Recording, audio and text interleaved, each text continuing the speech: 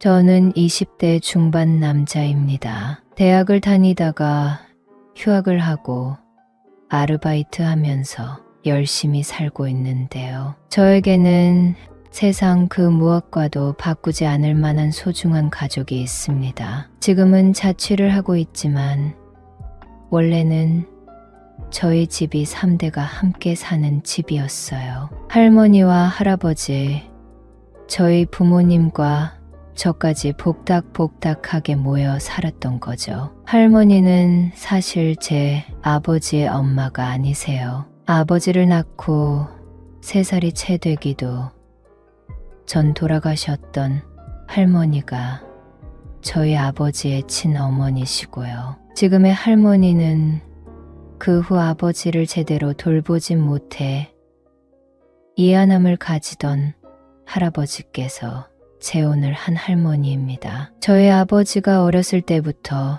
할머니는 의부사들인 저희 아버지를 아주 지극정성 키워주신 분이라 두 분 사이도 아주 좋으세요. 할아버지와 할머니가 싸우면 저희 아빠는 대번에 할머니 편을 들었을 정도였다고 합니다. 저희 아버지는 할머니를 친어머니 이상으로 생각하셨다고 해요. 할머니 역시 혹시 당신 자식 생기면 저희 아빠가 차별 느낄까 싶어 자녀도 가지지 않으셨습니다. 그렇게 저희 할머니는 저희 아버지를 친아들처럼 키워준 분이에요. 심지어 저 태어나고부터는 저희 엄마에게 애미는 하고 싶은 일 해. 애는 내가 봐줄게. 걱정하지 마. 하셨을 정도로 좋으신 분입니다. 저희 집이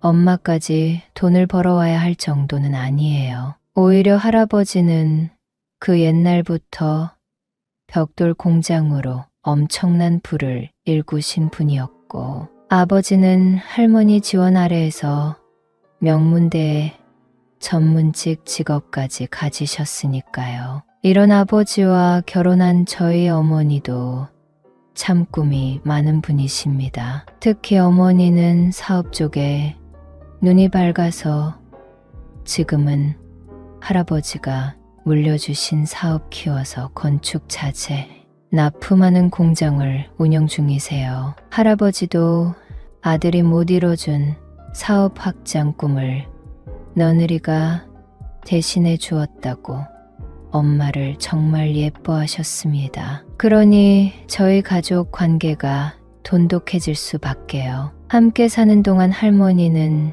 제 공부도 봐주시고 저희 학업 포트폴리오까지 관리해 주시기도 했습니다. 저도 아버지와 비슷한 체질인지 몸 쓰는 일보다는 공부가 적성에 맞아 아버지의 대학 후배가 되었습니다. 완벽하게 같은 직구는 아니지만 언젠가 저도 전문직으로 취업이 가능한 학과예요. 제가 이렇게 좋은 대학 들어올 수 있었던 건 다 할머니 덕이라 생각하고, 자취하고 난 후에도 집에 자주 찾아가 가족들을 뵙곤 했습니다. 그러던 어느 날 갑작스럽게 저희 할아버지께서 암 판정을 받게 되셨습니다. 평생 술은 입에도 대지 않으셨던 분인데 간암 판정을 받으셔서 저희 가족이 정말 힘들었어요. 엄마 아빠는 여전히 바쁘신데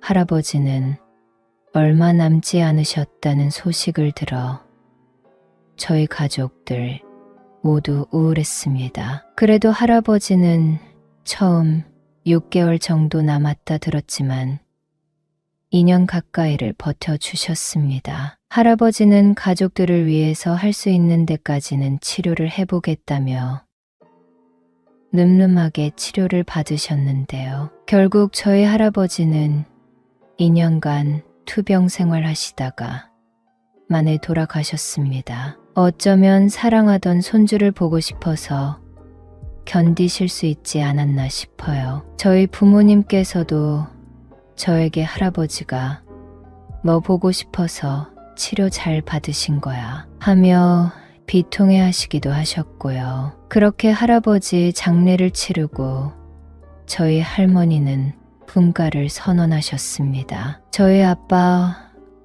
엄마는 극구 말리셨지만 할머니께서는 이제 너네도 다 컸고 나도 친구들이랑 좀 놀자.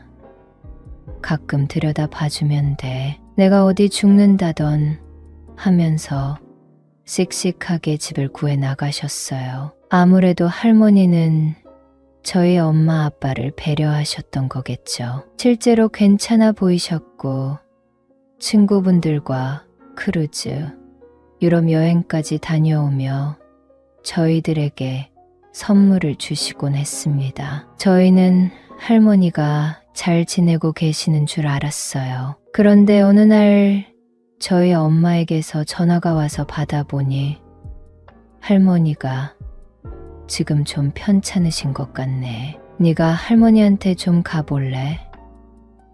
엄마가 오늘 출장 와 있어서 내일이나 갈 수 있을 것 같아 하시더라고요. 저도 오랜만에 할머니 얼굴 뵙고 놀다 와야겠다 해서 아르바이트 끝나자마자 할머니 집으로 향했습니다. 할머니께서는 정말 몸살이 오셨는지 침대에 꼼짝없이 누워만 계시더라고요. 그래서 저는 할머니께 따뜻한 차를 드렸습니다. 할머니가 대학생 때 저희 할아버지와 결혼을 하신 거라 정말 젊으신데 할아버지 돌아가시고 난 후에는 유난히 기력이 없어 보여 걱정이 많이 되더라고요. 그래서 일부러 더 밝은 척하면서 할머니와 옛날 얘기하면서 놀았습니다. 할머니도 저에게 너랑 나랑 나이 차이가 할머니와 손자만큼은 아니지. 막내 아들 정도 되려나. 너는 정말 손주가 아니라 내 아들처럼 키웠어. 하시면서 저를 토닥거려 주시더라고요. 저도 괜히 옛날 생각이 나서 할머니에게 안겨 있다가 깜빡 잠이 들었습니다. 눈 떠보니 벌써 밤 12시가 다 되어가서 낙차 끊기기 전에 나가야 할 것 같아 할머니를 깨우지 않으려고 조심스럽게 움직여서 침대 밖으로 벗어나려 했는데요. 그때 할머니가 조용히 저를 부르더라고요. 그러면서 저에게 오늘은 여기서 자고 가. 내가 요즘 참 외롭고 무섭다 하시는 겁니다. 그렇게 분가를 반대하던 저희 엄마, 아빠 앞에서는 큰 소리 떵떵 치셨던 할머니였지만 사실은 외롭고 무서우셨나 보구나 싶어 저도 다시 누웠습니다. 저도 할머니 마음을 몰라준 것 같아서 할머니의 손을 꼭 잡고 누워 있었는데 할머니께서 갑자기 저를 향해 돌아 누우시더군요. 그래서 저도 고개를 돌려 쳐다봤는데 할머니께서 저에게 우리 오이는 어쩜 이렇게 잘생겼을까? 키도 크고 하셨습니다. 그러면서 할머니는 제 등을 토닥여 주셨어요. 저는 간지럽다 하면서 할머니 손을 떼어냈는데 할머니의 손이 향한 곳은 정말 놀라웠습니다. 할머니에게 괜히 미안한 마음이 들어 저는 돌아 누웠어요. 막 웃으며 저를 장난삼아 괴롭히고 있었던 할머니께서도 잠시 날이 없어지셨는데요. 그러다 어느 순간 제 손을 잡은 할머니는 대담한 행동을 하셨습니다. 저는 당황스러웠지만 할머니께서 이끄시는 대로 자연스럽게 따라가게 되었습니다. 처음에는 할머니와 이래도 되는 건가 싶었지만 막상 시작하고 나니 멈출 수가 없었습니다. 할머니는 저를 어렸을 적 공부를 가르쳐 주실 때처럼 자상하게 저를 이끌어 주셨어요. 아침에 일어나 보니 어젯밤 일이 다 꿈인가 싶을 정도로 평화롭더라고요. 여느 때와 다르지 않게 할머니는 늦잠 자고 있는 저를 깨우셨고 저희는 함께 늦은 아침을 먹었습니다. 할머니는 저에게 바쁠 텐데 와줘서 고마워 하시면서 용돈까지 챙겨주셨어요. 할머니에게 저는 죄송해요. 제가 여기까지 말했을 때 할머니는 그만 말해. 젊은 우리 손주 힘들까봐 할머니가 스트레스 풀어준 거야. 그 덕에 나도 외로움을 달랠 수 있었어. 서로 미안해하지 말자.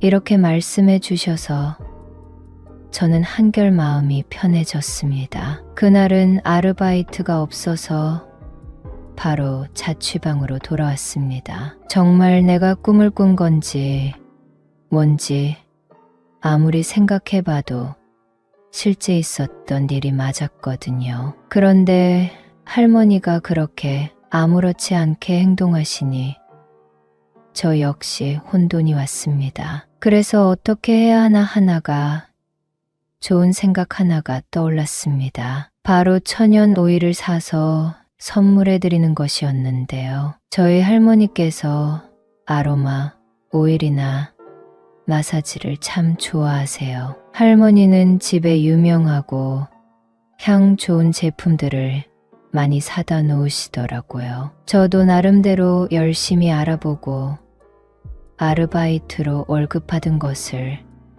쪼개 비싼 천연 오일을 샀습니다. 마침 얼마 후가 할머니 생신이라 가족들이 다 모이기로 했는데 그때 드리면 되겠다고 생각하면서요. 그때까지는 할머니에게 따로 연락을 하지 않았습니다. 저는 약간 혼란스러웠으니까요. 할머니도 저를 어렸을 때부터 키워준 분인데 좀 당황스러우셨을 것 같았어요. 그렇게 할머니 생일이 되어 레스토랑에 저희 가족들이 모두 모였습니다. 간단하게 밥을 먹고 케이크를 준비해 생일 축하 노래를 부른 그 할머니 생일 선물을 드렸는데요. 생일 선물을 하나하나 풀어보던 할머니께서 제 선물이 천연 오일인 것을 보고 눈에 띄게 놀라시더라고요. 가족들도 다 할머니에게 왜요? 오이 선물이 마음에 안 드세요? 물어봤습니다. 당연히 할머니께서는 아니, 내가 예전에 쓰던 거라 반가워서 그랬지.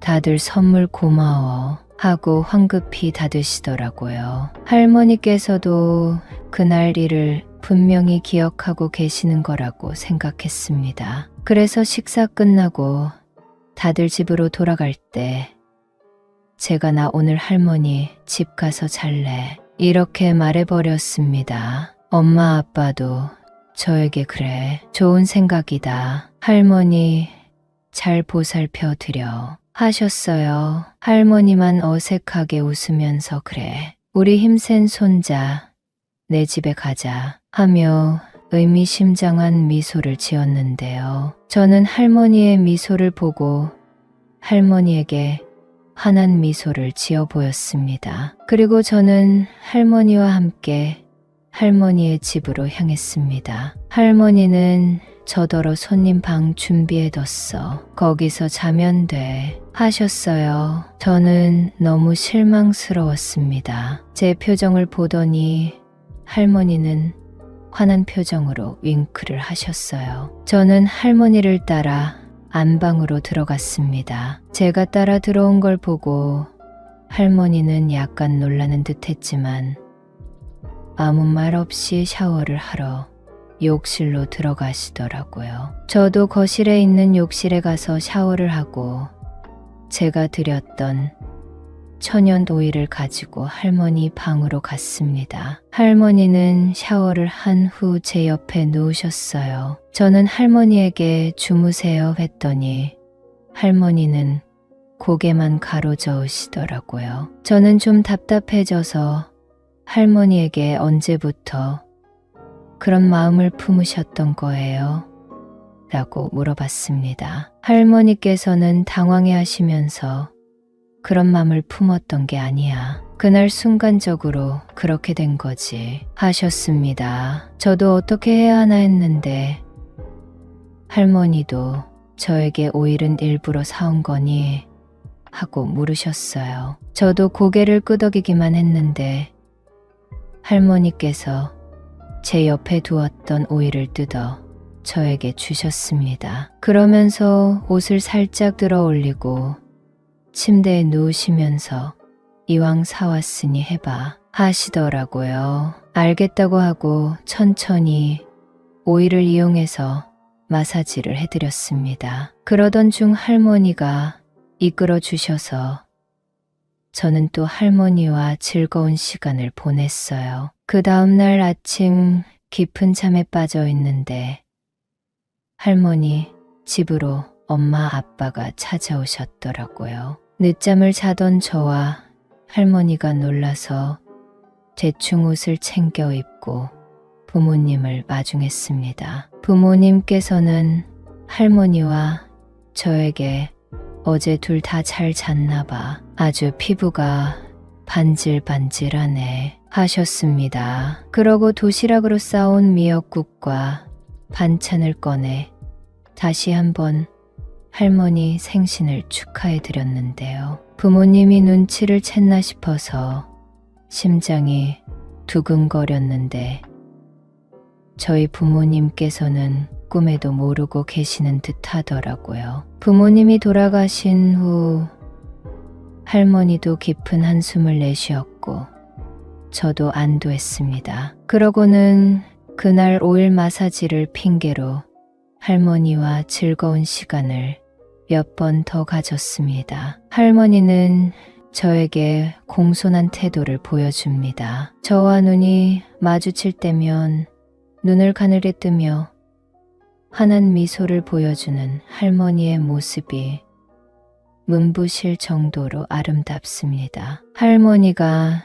내 아버지를 낳아준 분이라면 이런 생각이 들곤 합니다. 할머니가 저와는 피 한 방울 안 섞이신 분이라는 게 요즘은 다행이라는 생각이 듭니다.